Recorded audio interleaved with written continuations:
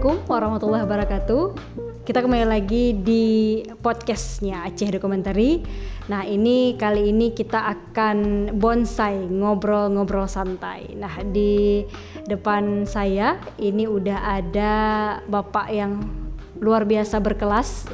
Ini Pak Agustin Hanafi. Ini lengkapnya ini ada Dr. Haji Agustin Hanafi LCMA.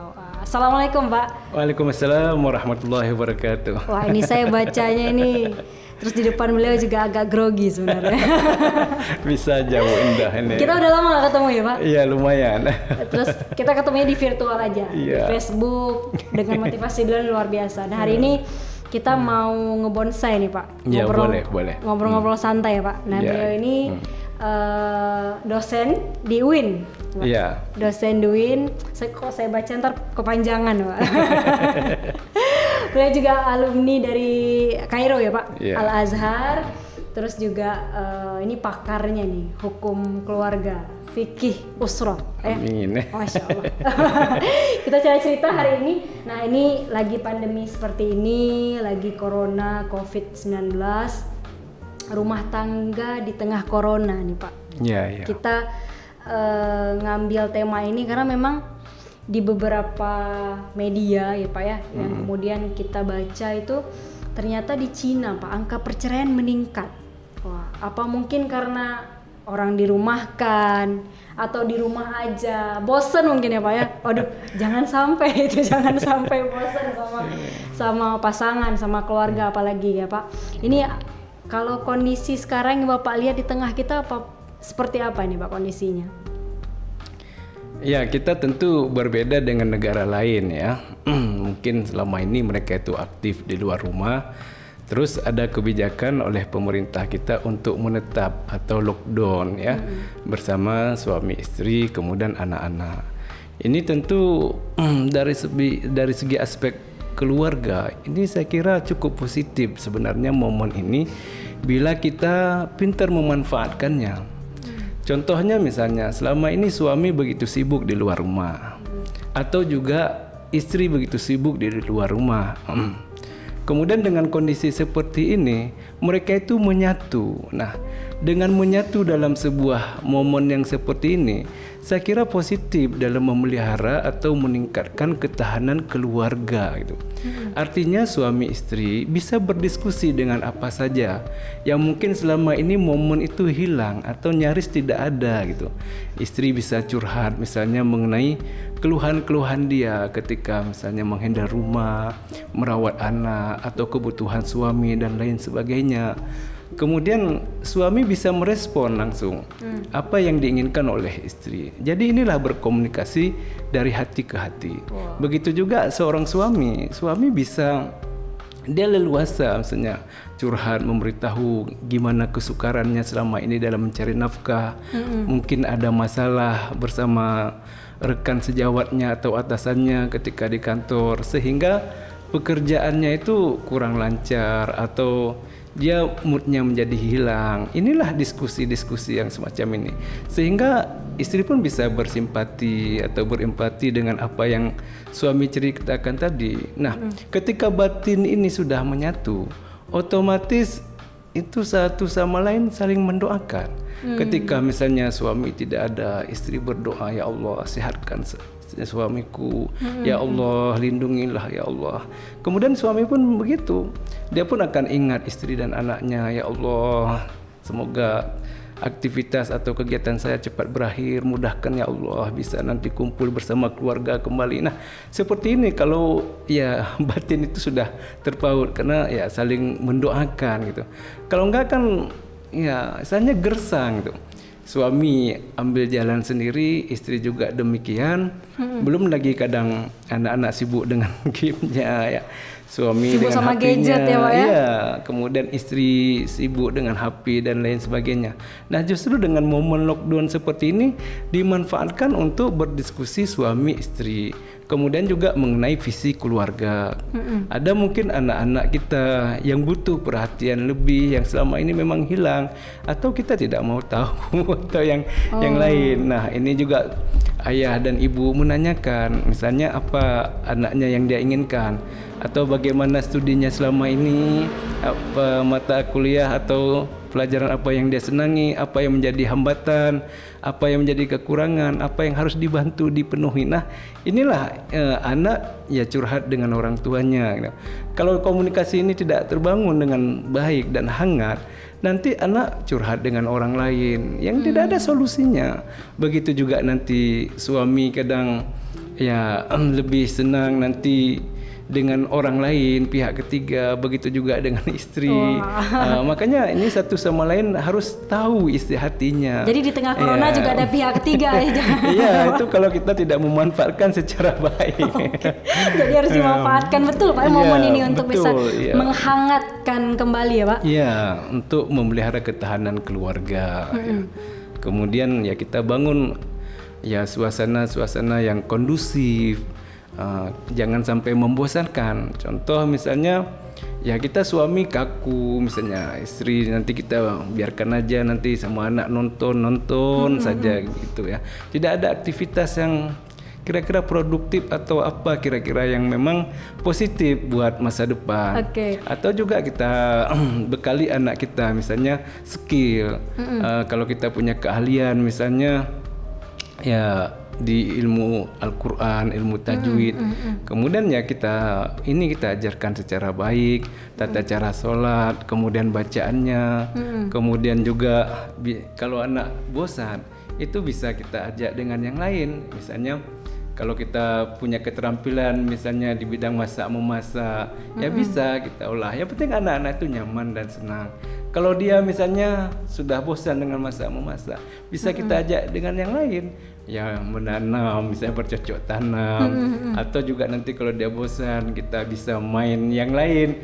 Kalau dulu kan orang petak umpet, bisa main bola, olahraga atau jalan kaki, atau juga ya kita ajak memancing atau hal-hal yang lain lah di sekitar rumah yang memang tidak membuat anak-anak bosan. Karena kalau dia juga boring agak susah juga gitu. Jadi satu sama lain itu harus memahami kondisi yang seperti ini gitu. Kalau di rumah tangganya Pak, ini kita kepoin dikit nih di rumah di rumah tangganya Pak Ustadz gimana nih Pak? Ngapain aja Pak kalau lagi di rumah Pak sama istri sama anak?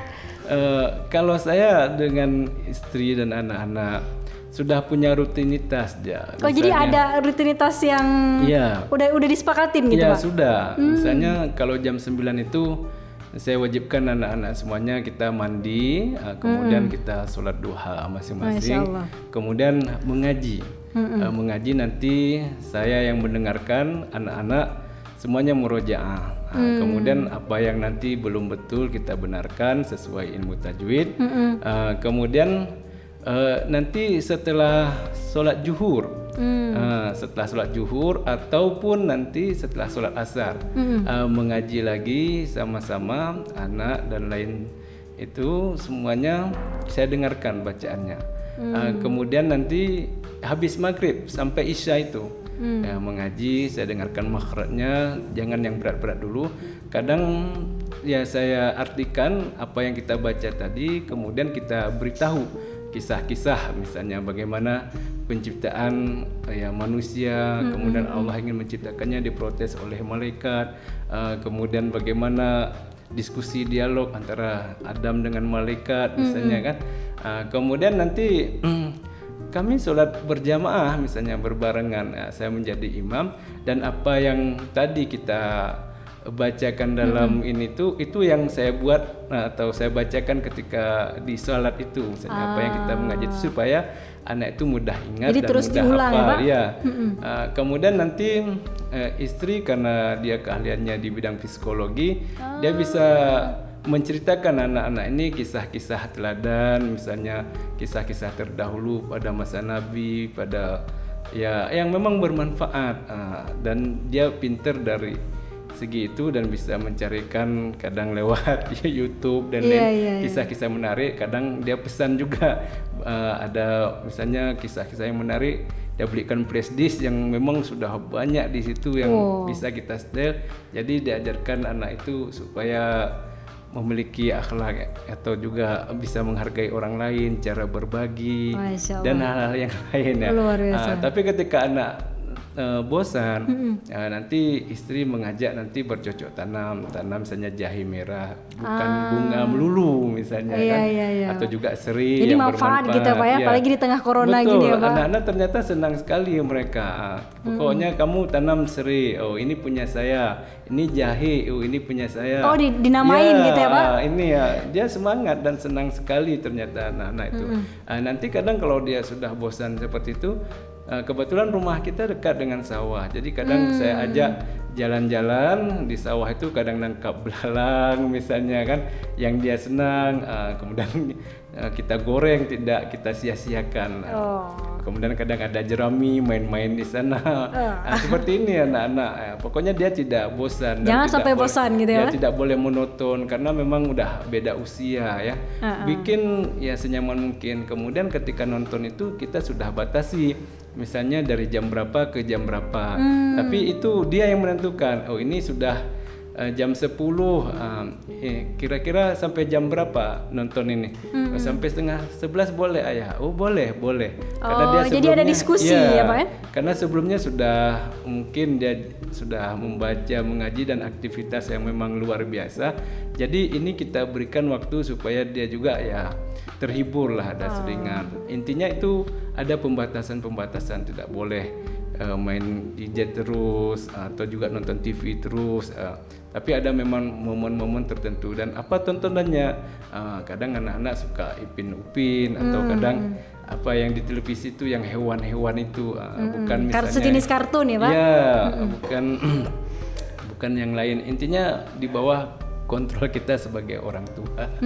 Luar biasa nih.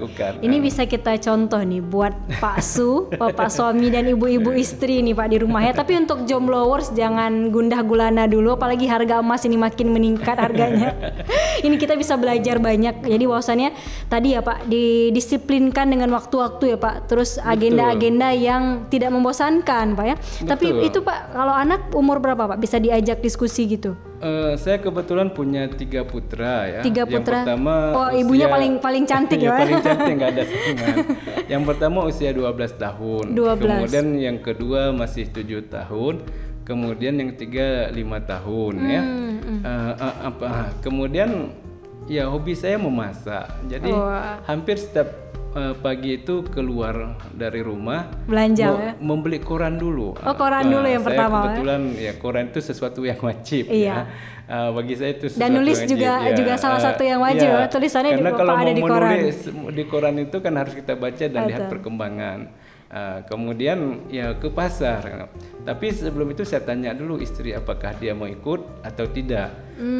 Kalau dia ikut ya saya dengan senang hati, tapi kalaupun tidak, apa yang memang sudah menjadi kebutuhan. Jadi pulang dari sana kita bersih-bersih semuanya ya sesuai dengan ya SOP lah ya, kesehatan ya, protokol kesehatan. Ada protokol barang-barang itu kita cucikan semuanya. Ya kita pun mandi, kita bersih-bersih dan lain sebagainya. Intinya ketika misalnya setelah mengaji tadi jam-jam 10-an, saya rata-rata ya sering memasak. Berarti Bapak ya masak di rumah Pak? Ya, istilahnya istri pintar juga memasak. Cuman kami gantian. Artinya ketika saya fokus di dapur, dia nanti membersamai anak-anak.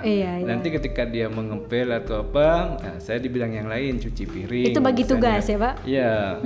Jadi intinya kami bersama. Atau ketika istri nanti cuci piring, saya mengepel. Atau ketika nanti istri memasak, saya cuci piring. Intinya sama-sama gitu. Luar tanpa biasa. ada komando, jadi itu hanya panggilan batin saja. Berarti udah setiap hari udah seperti itu Pak ya? Saya lagi cuci piring, datang istri dia membilasnya. Atau juga sebaliknya gitu. Atau saya rendamkan terus pakaian sendiri untuk jangan sampai dicuci oleh istri, biarkanlah saya menyucikannya misalnya. Itu bentuk pengabdian. Luar biasa. Dalam sebuah keluarga. Ini 3 orang anak ya Pak. Istri Pak? Gimana? Tadi anaknya ada 3 laki-laki ya Pak ya. Kalau istri ini, kalau tadi kita cerita-cerita ada kayaknya Pak Gustin ini ada rencana lagi nih Pak. Oh, istri saya alhamdulillah masih satu. Oh, masih satu ya Pak ya? Ya, walaupun ada tawaran dan itu tawaran nih siapa Pak yang nawarin, istri juga? Istri yang menawari. Oh, istri juga yang nawarin, luar biasa. Ibu Bang, luar biasa. Menurut adek abang layak memiliki istri dari satu. Wah, justru ditawarin ya Pak? Alasannya bisa, insya Allah kan bisa berlaku adil. Kemudian juga ya katanya ada kawannya yang memang kalau kita berbagi kebahagiaan kan lebih baik atau yang lain. Tetapi saya dengan tawaran seperti ini ya tidak bergeming. Artinya apa? Karena bagi saya yang namanya poligami itu adalah bukan prestise, bukanlah sesuatu yang membanggakan gitu. Kemudian kalau kita tiru Rasulullah sendiri berpoligami, itu adalah misi dakwah. Dan istri Rasulullah itu yang dipoligami itu ya rata-rata secara fisik sudah tidak muda lagi dan sudah ini ya, istilahnya maaf kalau secara fisik sudah tidak menarik lagi gitu ya. Tetapi karena mungkin suaminya dulu ketika berperang bersama Rasulullah syahid, kemudian punya anak tanggungan. Nah, dengan seperti ini Rasulullah menikahinya. Intinya ya untuk memelihara kehormatan atau juga untuk menyelamatkan anak yatim ini. Nah, kemudian kalau kita untuk apa misalnya berpoligami itu gitu. Toh satu istri aja kata orang nggak habis-habis gitu. Atau 4 istri rasa satu, kata 4 rasa satu. 4 rasa satu ya. Jadi buat apa 4 ya? Cukup satu aja. Kemudian bagi saya ada kalau kita baca itu arti rahmah kan ada sakinah, mawaddah dan rahmah. Kalau sakinah itu adalah ketenangan jiwa, ketenangan batin karena kita berpasangan dengan dia. Jadi kalau sudah orang menikah ternyata batinnya tidak tenang, itu berarti dia belum pada fase sakinah. Kemudian kalau mawaddah itu adalah cinta plus. Cinta plus ini tidak mau pasangan hidupnya itu tersakiti. Yang dia inginkan hanya kebaikan-kebaikan.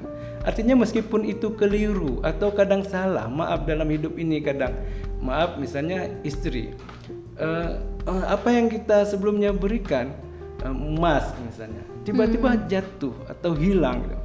Kemudian istri merasa bersalah sekali gitu. Maaf suamiku, maaf. Itu mungkin abang cari cukup susah dan kalau suami yang baik itu dia tidak mengatakan kamu dasar lo, itu aja kamu nggak bisa jaga, kamu memang langsung kurang keluar ajar, kata-kata mutiaranya ya, langsung keluar bahasa-bahasa buruk. Suami yang baik itu tidak. Ini dek. Ya semuanya ini itu adalah milik Allah dan akan kembali kepada Allah. Jadi hal semacam ini adalah mungkin sudah takdirnya, jodohnya ya bersama kita hanya sampai hari ini. Ya doakan saja abang ada rezeki dan nanti insya Allah akan ya kita berikan yang lebih bagus. Yang penting adik berdoa. Intinya suami ini tidak menjat, kemudian tidak melecehkan atau yang lain. Ya dia hibur dia. Intinya dia selalu ya pasangan hidupnya ini yang ada adalah kebaikan, tidak menginginkan keburukan terjadi padanya. Kemudian ada fase rahmah. Rahmah ini adalah kasih sayang, pengorbanan. Pengorbanan itu artinya apa? Misalnya seorang suami meskipun itu merokok misalnya kebutuhan dia, tetapi dia berkorban untuk tidak merokok demi karena menjaga yaitu kesehatan istri dan anak-anaknya. Istilahnya dia korbankan kebutuhannya saking sayangnya terhadap pasangannya itu gitu. Atau juga misalnya seorang istri, dia senang sekali, maaf ini misalnya menonton drama Korea sampai berjam-jam meneteskan air mata dan lain sebagainya, tapi dia korbankan keinginan dan kebutuhannya itu demi melayani suaminya. Oh suamiku nanti pulang jam sekian, belum ada masakan di dapur, oh jadi udah stop ini semua kita tinggalkan. Kemudian rahmah itu ya dia tidak akan melakukan sesuatu kalau itu memang menyakiti pasangannya itu. Jadi dia berkorban. Jadi dia tidak melakukannya walaupun itu memang kebutuhan dia gitu. Jadi bagi saya seperti ini. Saya tidak melakukan poligami itu misalnya ya saking sayangnya berkorban terhadap pasangan hidup saya. Terlebih ini bukan kebutuhan saya gitu Pak. Jadi itu contoh dalam hal semacam ini gitu ya. Tapi Pak, nggak semua orang seperti Bang Agustin Hanafi ini. Jadi tidak semua orang mungkin Pak memaknai sama gitu. Jadi bagaimana kemudian rasa berkorban, rasa cinta kasih, apalagi di tengah kondisi sekarang Pak, kondisi pahit, ada mungkin di rumah saja dengan kebutuhan ekonomi dan sebagainya. Ada nggak Pak tips trik buat kita Pak, biar bisa jadi ya paling nggak semi-semi Pak Agustin lah. Pak Agustin tipis-tipis nih.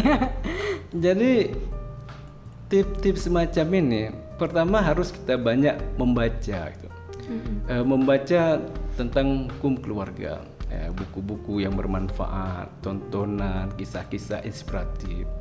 Kemudian karena saya di bidang hukum keluarga, jadi kebetulan banyak sekali literatur tentang hukum keluarga. Misalnya bagaimana seorang suami ya seperti Rasulullah. Rasulullah adalah suami yang luar biasa gitu kan. Jadi ketika kita baca, ternyata hidup Rasulullah itu begitu mandiri gitu. Hampir banyak yang beliau handle sendiri dan tidak pernah berkata kasar kepada pasangan hidupnya, kemudian selalu memuliakan dan lain sebagainya. Makanya kalau kita lihat misalnya dalam lagu yang ngetren hari ini Aisyah, itu belum seberapa bila dibandingkan dengan kepribadian beliau begitu luhur itu ya.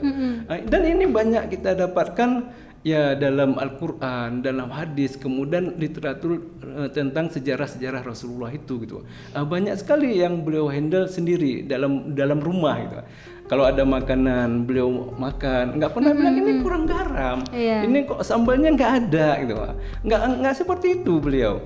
Kalau ada makan, ya kalau ada makanan beliau makan. Kemudian kalau ada baju yang koyak beliau jahit sendiri. Ada misalnya susu kambing atau yang lain itu beliau perah sendiri gitu. Jadi itulah kemandirian Rasulullah gitu. Maaf, kadang kita suami begitu bergantung terhadap istri kita sampai kadang kaos kaki pun harus dicucikan oleh istri kita gitu. Padahal kita mampu gitu. Atau kadang jangan sampai kita berpikir, maaf nih, misalnya istri kita menyuci dengan cara manual gitu, kita mampu membelikannya mesin cuci dan lain sebagainya. Jangan kita sebagai suami berpikir, maaf ini kalau adik nanti mencuci secara manual banyak pahala adik. Kalau dengan mesin cuci ini atau laundry nanti berkurang, nggak ada malahan. Justru dengan kita menyiapkan mesin cuci itulah atau membawakannya ke laundry, itulah menjadi pahala kita berlipat karena telah meringankan beban hidup pasangan itu gitu ya.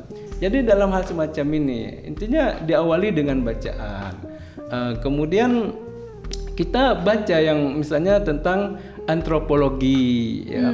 Bagaimana dalam sebuah keluarga itu adat, kebiasaan, istiadat dan hal-hal yang lain ya. Supaya tidak mudah ini ya crash ya, cekcok. Misalnya maaf, di kita Aceh Besar itu misalnya Maulid itu sampai 3 bulan. Kemudian ketika kita menikah dengan bukan dari Aceh Besar, itu mungkin maaf ya sekali aja dia gitu.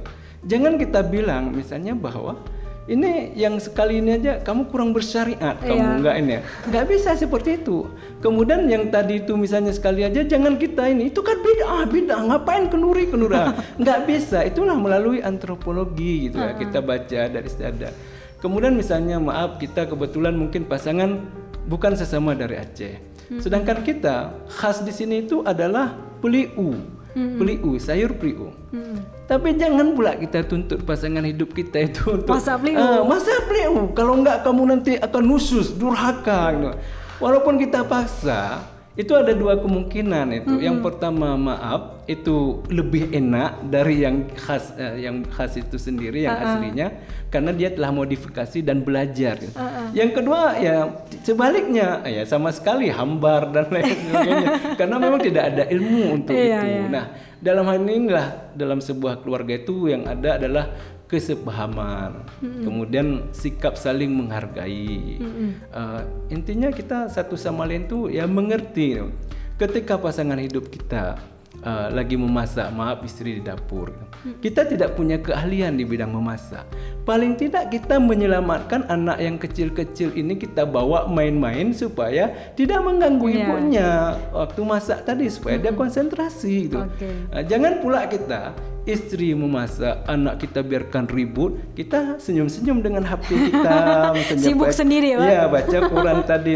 Sedangkan Rasulullah sendiri menghendaki adalah sesuatu itu dikerjakan secara bersama-sama. Misalnya ketika hari itu misalnya mereka sudah lapar, kemudian yang satu bilang saya akan mencari kambing, yang kedua bilang saya akan memotong, kemudian yang ketiga bilang saya memasaknya, yang keempat bilang sayalah yang mencari kayu bakarnya. Inilah yang keempat ini Rasulullah bilang. Artinya kerjasama. Begitu juga dalam rumah tangga. Jangan kita jadikan pasangan hidup kita itu sebagai budak, tetapi bagaimana kita satu sama lain meringankan beban pasangan hidup kita itu. Kita muliakan dia. Misalnya kalau dia lagi nyiram bunga, misalnya kita paling tidak mengepel kan. Jangan lagi kita kotori misalnya. Kalau kita tak ada keahlian di bidang itu, apa dek yang dibutuhkan misalnya untuk ini biar abang nyumbang potnya dia, apa yang mentahnya, kan enak yang seperti bisa, itu. Ya, apa yang bisa? Paling tidak ada sikap menggerutu nanti atau merasa kok saya dalam rumah tangga ini kok sendiri aja ya. Jangan sampai seperti itu. Atau ada perasaan menyesal juga, saya dulu menikah dengan kamu, padahal saya dulu sudah dilamar-lamar, sudah cukup ya. Keluar lagi masa lalu ya. Jangan sampai itu terbongkar. Karena begini loh, menikah itu penuh dengan perjuangan dan pengorbanan. Bayangkan Bu Indah, saya punya istri itu, dia itu anak bontot dalam keluarga itu, anak terakhir, anak bungsu dalam keluarga. Kemudian dari ibu kota lagi. Dari Jakarta, Pak? Iya. Oke. Kemudian dari ibu kota ke Banda Aceh ini hampir 2000 kilo ya.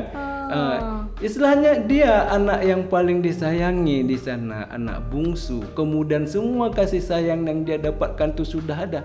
Tetapi dia tinggalkan semuanya itu hanya untuk hidup bersama saya dengan harapan bahwa kebahagiaan yang dia dapatkan selama ini tidak melebihi dari yang dia inikan dengan saya itu, atau kebahagiaan yang dia temukan selama ini ya insya Allah bersama saya akan lebih lagi dari yang dia temukan selama ini bersama orang tercintanya itu kan penuh pengorbanan. Ya begitu juga dengan saya, ya kan semuanya saya upayakan. Misalnya saya maaf menikah ketika istri masih kuliah di S1, tapi saya kuliahkan dia.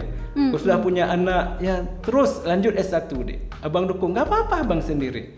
Begitu sudah selesai S1, beberapa tahun kemudian udah punya anak 2. Bang, gimana? Saya kalau mau edit tulisan abang tuh susah saya. Jadi gimana? Mau kuliah? Boleh bang. Pakai beasiswa atau apalah, pakai beasiswa bang aja. Cukup kode ya, Pak. Jadi saya kuliahkan dia Bu Indah kuliah. Alhamdulillah ya selesai juga S2 misalnya. Yang penting apa dia kemauannya gitu, apa yang dia inginkan. Ternyata ya banyak sekali hasil-hasil positif setelah ya dia misalnya studinya tadi tuntas. Artinya satu sama lain memahami bagaimana cara mendidik anak, cara menghadapi suami. Kemudian dia tahu bakat-bakat, misalnya saya bakatnya disiplin, kemudian juga bakatnya ya istilahnya senang dengan orang tuh ya, kita mudah menegur, bergaul. Jadi ketika datang pun kawan siapa, istri itu nyaman, welcome dan lain-lain, tidak ada rasa-rasa gimana gitu. Inilah hikmah-hikmah dari pendidikan tadi, dan hikmah-hikmah kita sering misalnya mengikuti semacam pelatihan, seminar dan lain-lain. Ini adalah untuk membackup bagaimana ketahanan keluarga itu, dan tidak boleh menjadi pasangan yang kaku. Sedikit-sedikit nanti dibilang durhaka kamu, dikit-dikit kamu nusus kamu. Ini kan padahal kita itu seimbang loh, setara, sederajat. Suami istri itu kan mitra dia, pasangan, ya, Pak, ya? Pasangan. Tidak ada yang superior dan tidak ada inferior. Ini luar biasa sekali tadi kalau kita lihat, kita dengar teladan-teladan dari Pak Agustin ya Pak ya. Bagaimana kemudian bisa bekerja sama, mitra. Suami istri itu mitra ya Pak ya? Iya betul. Bukan mitra. Superior dan inferior. Gak ada superior, gak ada inferior ya. Iya. Pak, ini kalau kita lihat kan apalagi di masa-masa sekarang mungkin Pak pahit, getir, mungkin naik turun nih Pak. Naik turun hidup ini ya. Kadang kita di atas, kadang di bawah. Betul. Dari Pak Agustin sendiri ngeliatnya gimana nih Pak? Ya, hidup ini kan ya seperti yang kita pahami, roda selalu berputar. Ada kalanya kita lagi di puncak, ada kalanya kita memang lagi di bawah, tak berdaya dan lain sebagainya. Tetapi yang terpenting adalah kita dalam sebuah keluarga itu tidak boleh ada kata atau istilah putus asa atau frustrasi. Yang ada adalah tetap semangat gitu. Inilah memang takdir Allah gitu dan ketentuan Allah. Jadi kita yang ada hanya ikhtiar dan berdoa gitu. Tetapi yang terpenting bagi kita adalah justru dengan kondisi yang semacam ini kita semakin tumbuh jiwa sosial kita untuk membantu misalnya orang-orang lemah. Inilah yang kita tanamkan dalam sebuah keluarga itu, nilai-nilai. Gimana sulitnya ketika kita menjadi orang yang tak berdaya gitu.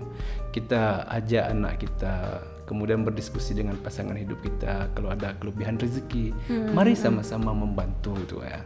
Itu yang pertama. Kemudian yang kedua, nilai yang kita tanamkan adalah bahwa dalam kehidupan itu jangan kita berpoya-poya, atau juga mubazir. Yang ada adalah penghematan dan pengiritan. Intinya adalah dalam hidup itu kita hidup sederhana, tidak bermewah-mewah. Selama ini kita merasa bahwa apa yang kita inginkan semua tercapai dengan mudah. Kemudian tinggal tunjuk, tinggal tekan tombol sana sini datang dan lain sebagainya. Nah, dengan yang semacam ini kita tiru bagaimana kehidupan Rasulullah itu. Rasulullah itu hidupnya sangat sederhana, tetapi ingat, sederhana itu bukan berarti miskin ya. Karena Rasulullah sendiri tidak menginginkan bahwa kita itu hidup miskin. Nah, sebagaimana dalam hadisnya itu al-yadul ulya khairum min yadis sufla, bahwa tangan di atas jauh lebih baik dari tangan di bawah gitu. Tetapi yang ada adalah kita tidak berpoya-poya atau bersikap mubazir ya. Tetapi jika kita misalnya punya kelebihan rezeki, jangan lupa ya membantu saudara-saudara kita yang membutuhkan itu gitu. Jangan kita tahan atau juga jangan kita pelit, karena semuanya ini adalah pemberian dari Allah, dan insya Allah Allah akan lipat gandakan dan lebih lagi memberikan kepada kita jika kita ringan tangan memberikannya kepada saudara kita yang membutuhkan itu. Kemudian dengan suasana semacam ini otomatis ya akan tergerak hati kita bahwa kita ini memang tak berdaya, butuh bantuan. Saya nggak bisa kita dengan sendirian.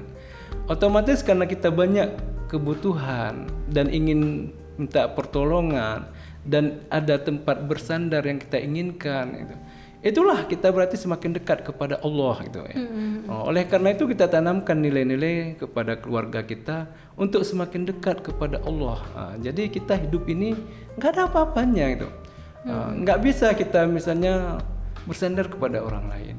Kayak hari ini misalnya, maaf ketika terjadi virus misalnya, tidak ada suami yang bisa membantu ataupun menolong istri. Istri tidak bisa menolong suami. Kita tidak bisa menolong anak ya.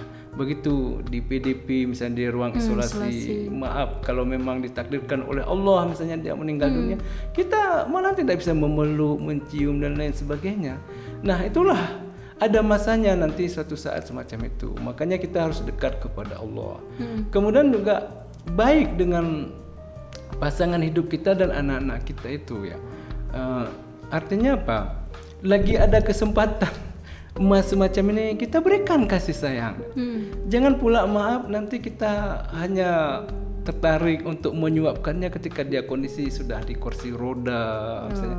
Sedangkan kita lagi sehat, kenapa kita tidak mengajak dia lari-lari misalnya? Kenapa enggak kita suapin dia misalnya ya romantis apa yang dia inginkan, sesuatu yang memang dia butuh atau memang ya kita perhatian kita itu gitu.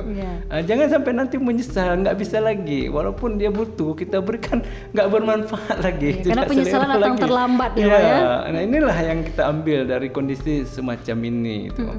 Nah oleh karena itu ya kita jangan lupa semakin dekat kepada Allah. Kemudian juga kita jaga misalnya ya apa yang sudah diinikan oleh pemerintah, kemudian protokol kesehatan.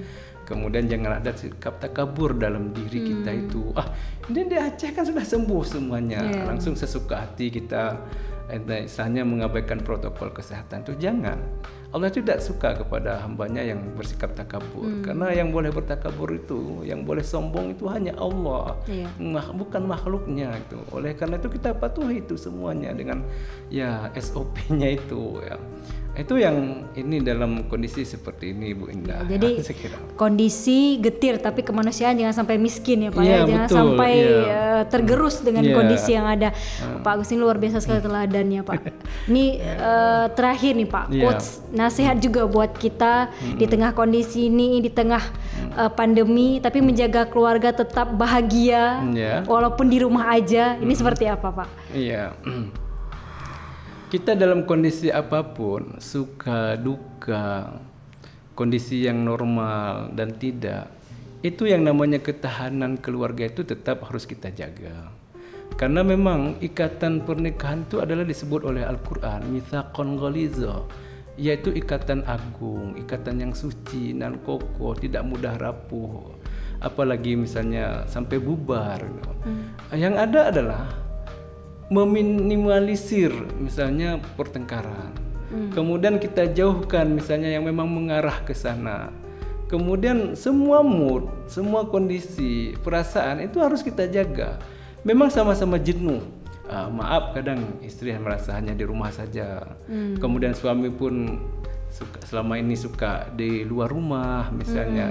Jangan sampai ini misalnya membawa perasaan kita yang tidak nyaman kemudian kita lampiaskan ke pasangan hidup kita atau kita lampiaskan kepada anak kita gitu.